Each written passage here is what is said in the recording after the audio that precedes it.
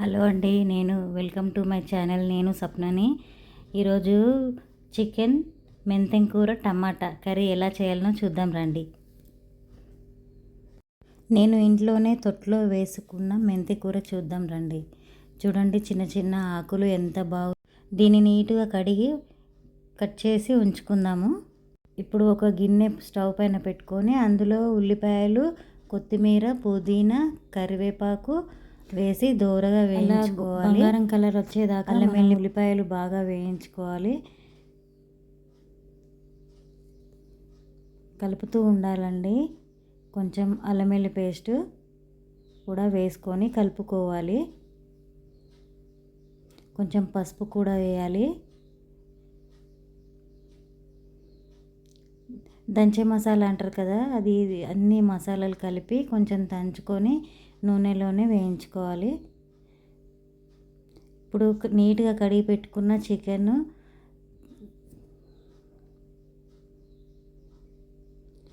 అందులో వేసుకోవాలి.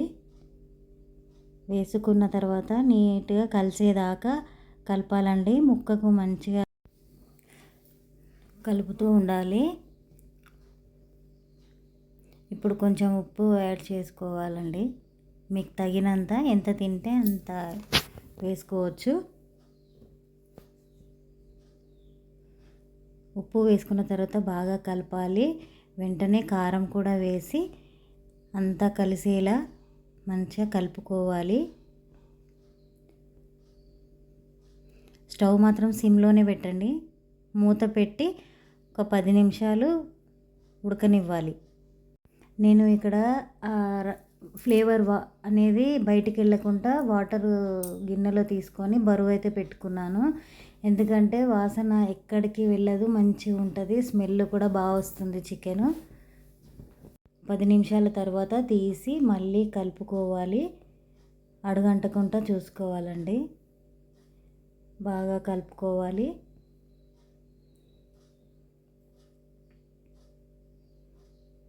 మళ్ళీ కాసేపు 10 నిమిషాలు మళ్ళీ మూత పెట్టుకోవాలి. కొంచెం టమాటా కూడా వేసాను నేను.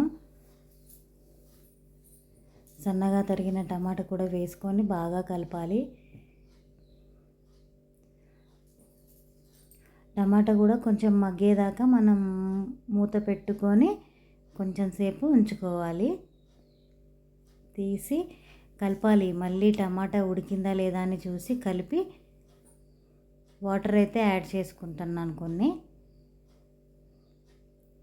కలుపుకోవాలి. మళ్ళీ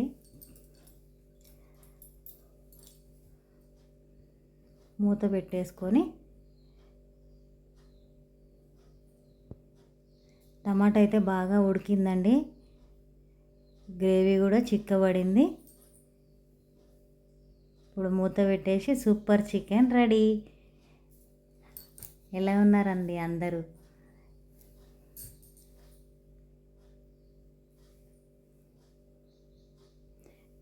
నేనైతే ఇంట్లోనే వేసుకున్నాను మెంతెం కూర.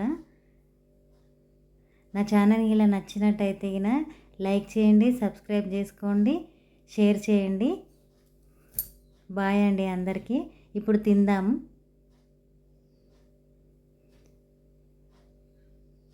చూసారా, చూస్తుంటేనే నోరు ఊరిపోతుంది కదండి.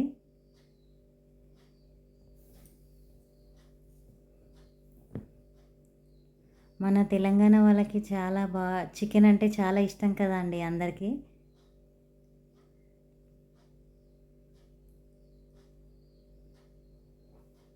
నేనైతే కలుపుకొని తింటే ఎంత బాగుందండి చికెను. ఆ టేస్టే వేరే లెవెల్లో ఉంది. నాకైతే నచ్చిందండి.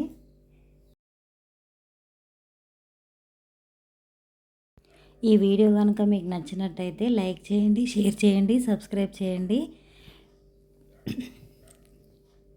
Please like. థ్యాంక్ యూ అండి అందరికీ.